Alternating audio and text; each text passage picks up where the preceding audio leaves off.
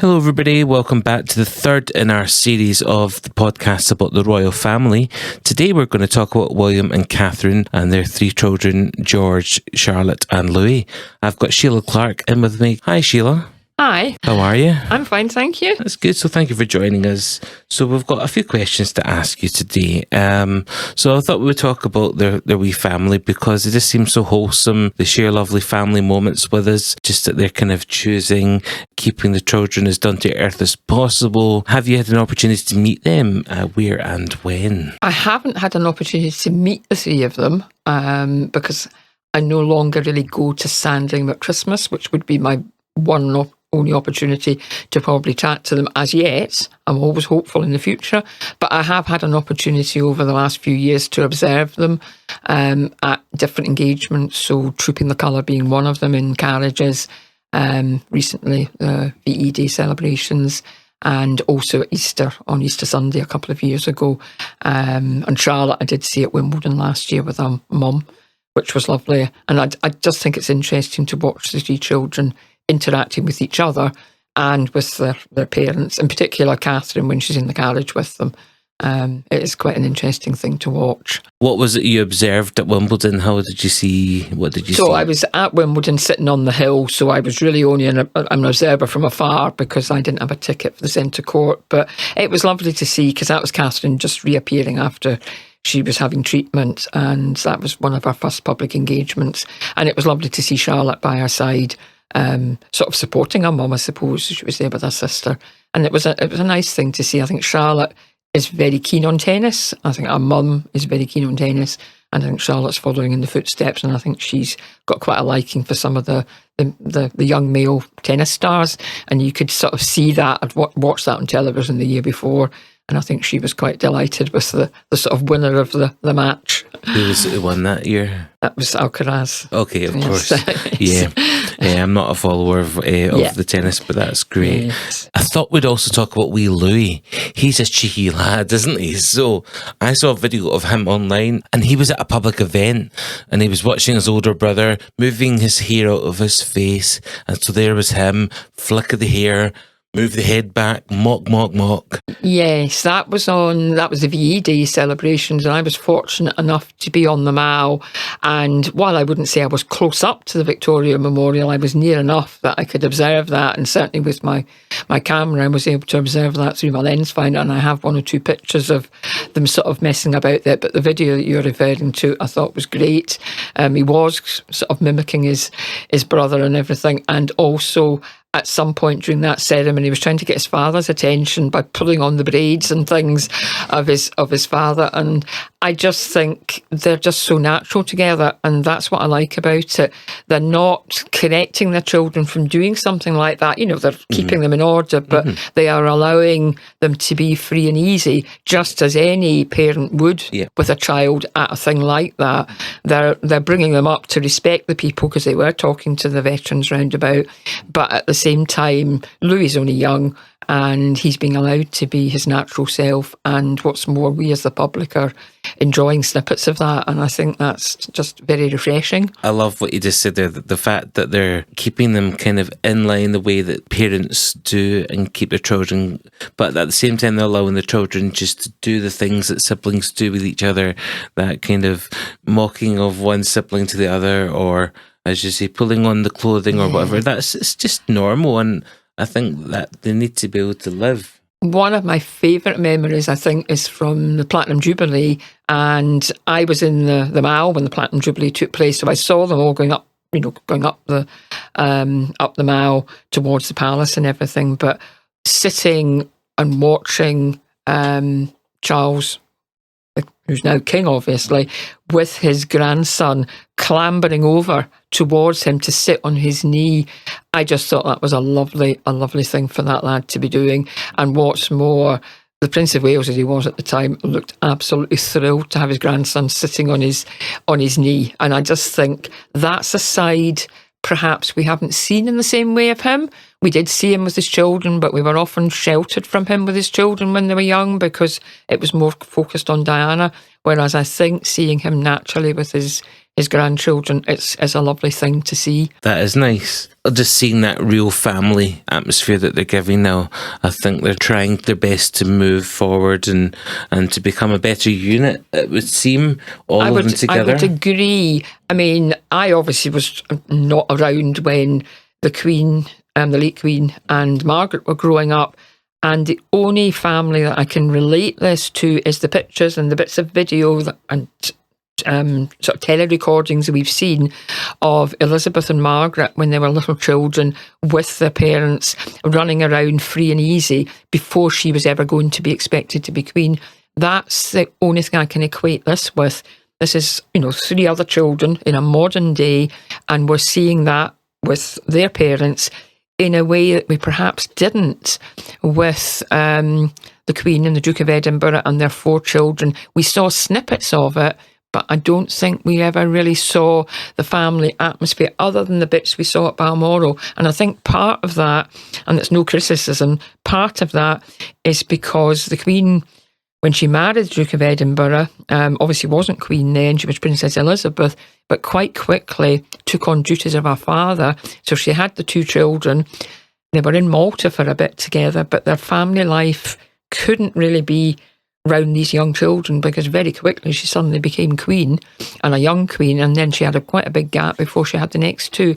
And I think when she had the next 2, Andrew and Edward, she was able to spend more time with them when they were little that she hadn't done with Charles and Anne in the same way. And I think it was a victim of circumstance, which is why I think William having that opportunity to do that with Catherine and the 3 of them is a lovely thing to watch. It seems to all be going in the correct direction anyway, and that's brilliant. So also I thought we would talk about Charlotte. She seems to be a very, in her own way, prim and proper little lady. She sits very much like her mother does. But at the same time, you can see her and her mum, little glances at each other, wee smirks. And she does it with her siblings as well and her dad. And it shows you that family unit again that they've all got. And I just thought that was nice. Is there any experiences you've seen? Yes, again, I've watched a lot of that on television, seen bits of that in the carriage. I mean, I think in the carriage a couple of years ago, I think she was sort of giving Louis a poke and saying something to George because maybe they weren't quite doing what she thought they should be doing. Mm-hmm. She's come across as somebody that in the public eye maybe wants to be seen to be quite sort of correct, but I think she's got a fun side to her from what I've seen. She's got quite a fun side to her as well, and she's always sort of smiling and looking happy and everything. But I imagine that she probably will be maybe slightly bossy. Maybe she keeps... George, I always think, comes across as somebody that's fairly quiet. And Louis obviously the live wire, and she probably is a bit in between the 2.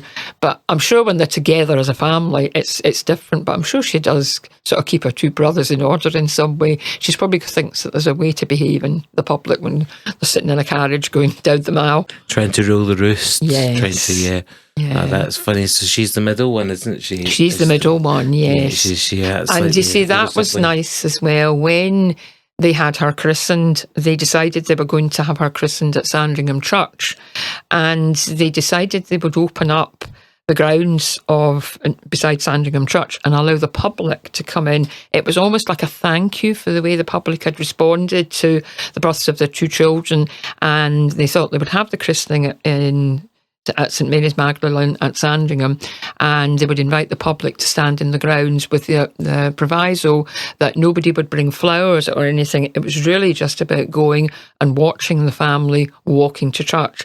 And for me, that was one of the most magical things that I've ever seen.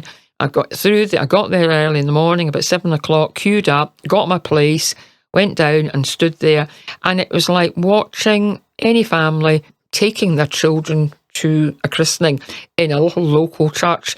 The 2 of them, Catherine and William, pushed the pram through the park, past the people there, and George was beside them, and he was only 2 at the time, not quite 2, and he was just walking, holding onto their hands, and really, that was quite a lot for a little 2-year-old.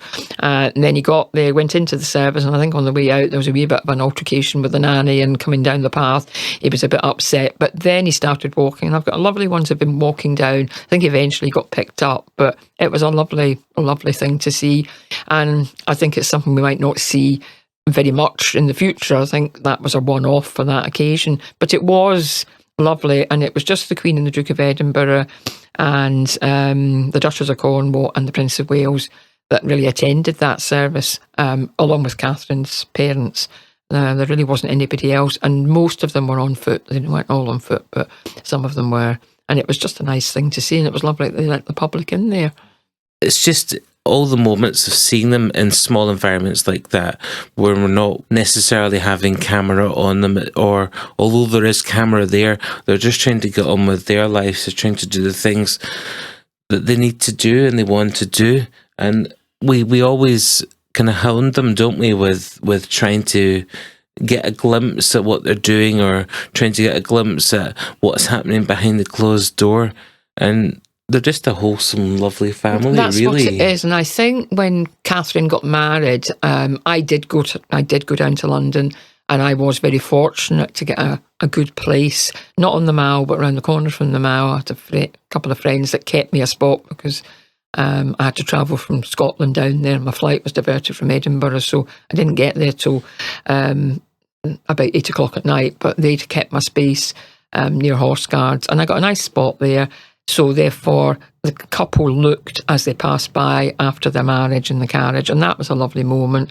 I managed to see them on the balcony, and the following Christmas, so that would be Christmas 2011, I was still going up Christmas at Sandringham at that point, and obviously everybody wanted to see the two of them, and particularly Catherine.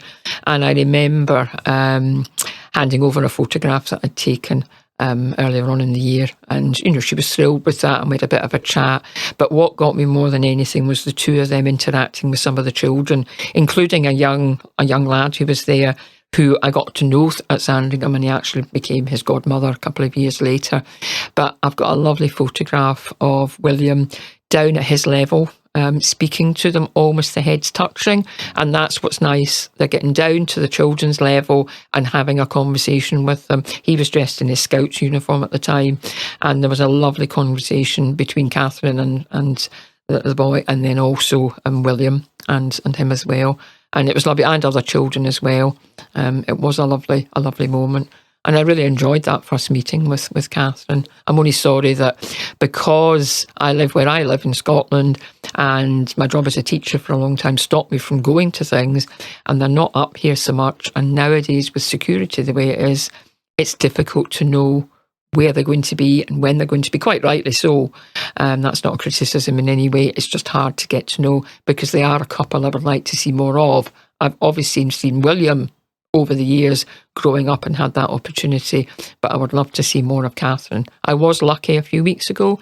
She was in Glasgow, and I did get the opportunity to speak to her, albeit briefly. I handed her a photograph I had taken 2 years ago at Easter, and Louis was obviously a bit younger in that photograph. It was them coming out up the steps of the dairy on Easter Sunday, and Louis was in his shorts, quite short trousers, and when I gave her the photograph, she laughed when she saw Louis. She mentioned Louis particularly, and because he's obviously older now, he's a couple of years older than that, she smiled and laughed about the photograph, and then asked me if I'd taken it.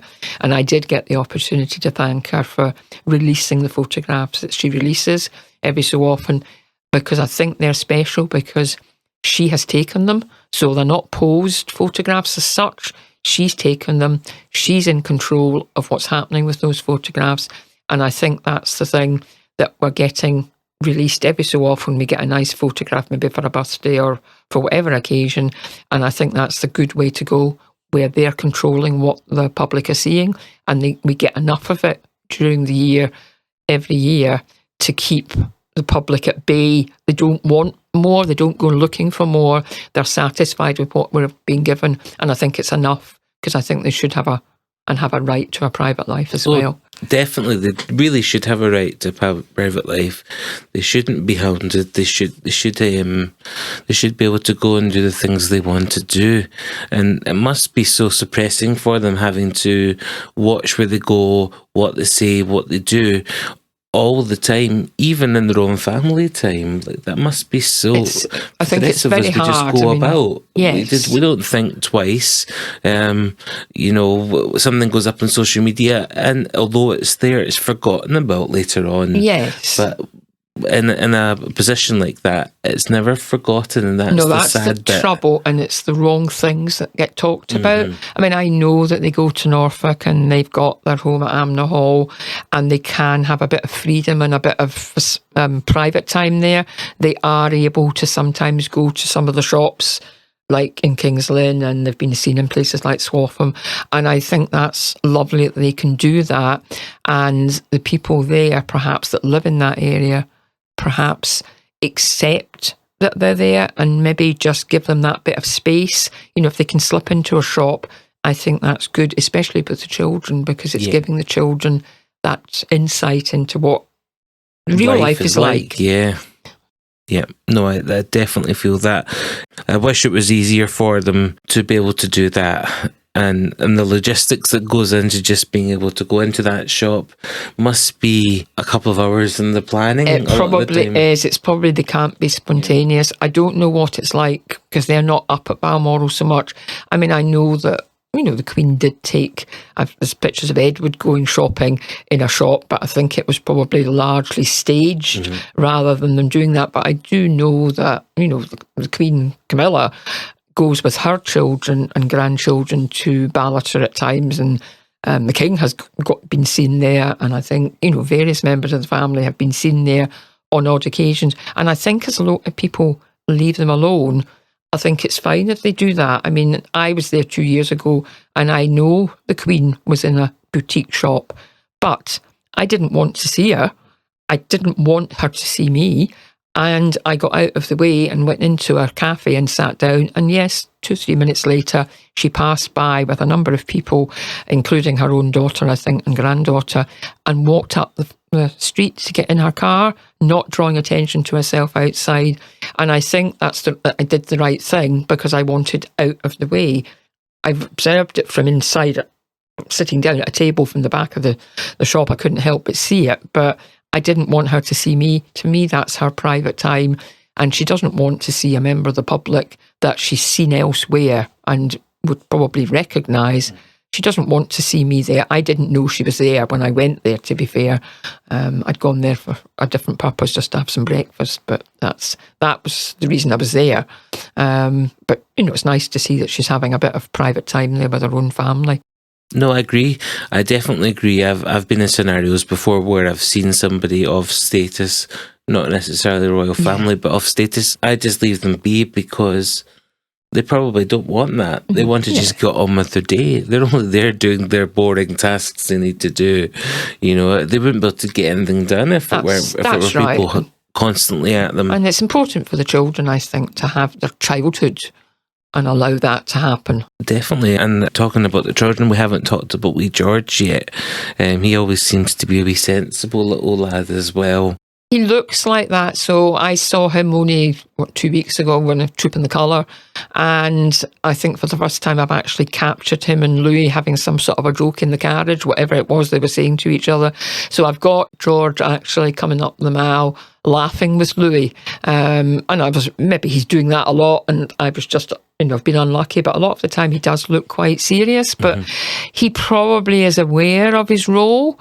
You know, because by now he'll be getting talked to about what his future holds, and he will know his future is a bit different to perhaps his siblings, and he's probably taking all that on his broad shoulders. And maybe he is, of the family, maybe he is the quieter one, because William at that age was the quieter of him and Harry. He was the quieter of the two, and was for a good number of years, and has come, you know, he came into his own when he was a teenager, but he was for a while, I would say, the shyer of the two children, and maybe George is the same. Yeah, it'll be interesting to see how they grow as well, what they end up choosing to do with their lives, not just within the royal family, but of their career as well, because there's that whole side of the element of William and Harry as well. They've both got careers that kind of span outside the royal family. Yes, and I think that's good that they've been able to do that as well, and that's more so than what would have happened years ago in the royal family. They were just born into the royal family and that was their lot, whereas now they can go and do other things and have other interests, and I think that's very, very important. Fulfill a life sort of thing. Yes. And you can see that already their children are getting to have that element of the right freedom, if you like. They're going to grow up and have that opportunity. You can see that coming for them. You can. And I think just the way, they've gone to school, in the way that if you wind the clock back 80 years or so, royal children didn't go to school. The Queen's children all went to school. Yeah. And that's the difference. The modern monarchy is doing things differently. And I think that's correct. They should be moving forward. They've got to move with the times. You hope that potentially that might lead to our state, our world as well, becoming a bit more together. If the people at the top have had lives, they might want to be able to help lead lives going forward and think about the chain underneath them as well. Yes, Do you get where I'm coming from and with I think that is becoming much more apparent as we've gone on with our king as with well. our king. Yeah. I think he's done that a lot, because he obviously set up the Prince's Trust in the 1970s, and as the Prince of Wales worked tirelessly with that. And I know from my own point of view, even from working in a school latterly, the Prince of Wales Trust and putting money in to set up sort of bistro bars in schools and things, and what that has done for children, and putting money in there and giving funding for children to get that. And I also know from Dumfries House and the money that's been sunk into that, and that's quite a deprived area of Cumnock. And I know that the local area has employed youngsters 18 to 25 to do lots of skills. So it's a thing that not everybody's maybe aware of, but that's the benefit of something like the Prince's Trust. It's brought a lot of good things for young people. And, the Prince of Wales obviously initially set that up, and that's to his credit. He's done that throughout his life before he ever got to be and became king. And even as king, although he didn't have the complete control of the situation when he was being brought into his current role, he had said, I'm pretty sure he had said, that he didn't want a big elaborate event. He didn't want unnecessary money being spent. Unfortunately, the task at hand couldn't necessarily make things go exactly the way he wanted to, and there's of course going to be money spent there. That's inevitable. But I think he had kept it as low key as he could manage to do. He's kept it much lower key. I mean, I wasn't alive for the previous coronation, but I know from the photographs and everything that I've been told about it and read about it, it was a slimmed down coronation. It was a much shorter service, albeit a very important service. It was shorter than the previous one.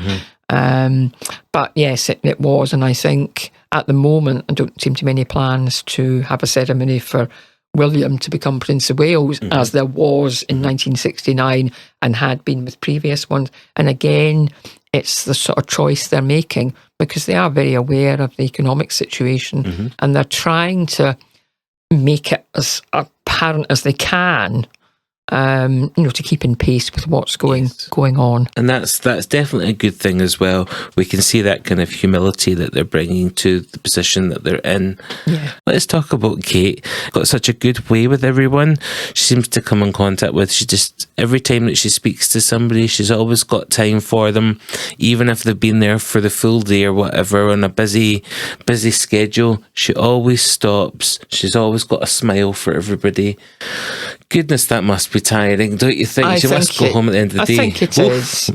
Yes. When she goes on a visit, she puts anything and everything into the visit. There's no two ways about it. And it's the public are important to them. They want that public contact. And really the public contact only started for the royal family in the early 70s, about 1970s. That was the first time we had walkabouts. And it's become important to our current royal family. The public contact is what they want. Contact with children, wanting to know what children are doing. They're very interested in meeting young people and what they're doing at school, the sport they're playing in, whatever it happens to be. I think that's something that's very, very important to them. And, well, her life has had to change since meeting William, hasn't it? I mean, not just because she's married to him now, but she must have had a completely different lifestyle. It must have growing been. up. And yes, I mean, I think she would have had a more freer life than she has now. But I think, they met at university, they had their relationship. I think they did sort of go their own separate ways for a little bit and then came back together. And I think, that was done over a period of time. And I think that was maybe right to make sure that they were totally happy together, etc. I think that's, they did that the right way. It wasn't, they've met, we're getting married, They took their time. And you can see that in their body language and the way they are with each other. They are together. They're 3 children. They're a family unit. Yes. And you can see them as a family unit. And I think that's the important thing.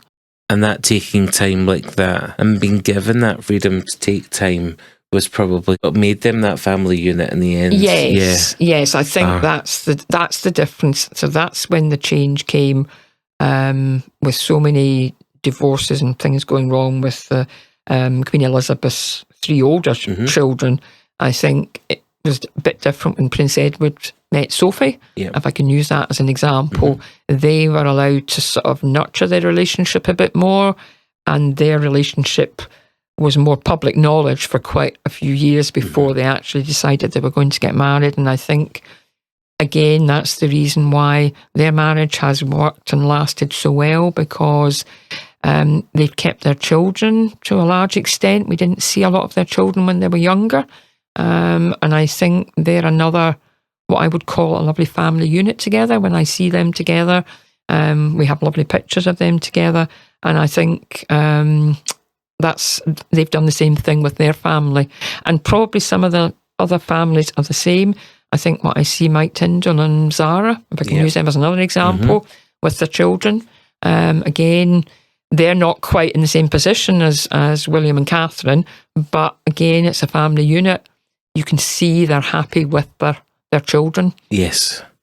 It's great. It's great just to see how we are allowing them to evolve and become people themselves, and let them have the school education that they need to have, let them to find their own way, and it's just, I just think that William and Catherine, they've got such a lovely little family. Every time that I see them from the distance that we're allowed to see them from, it makes you smile.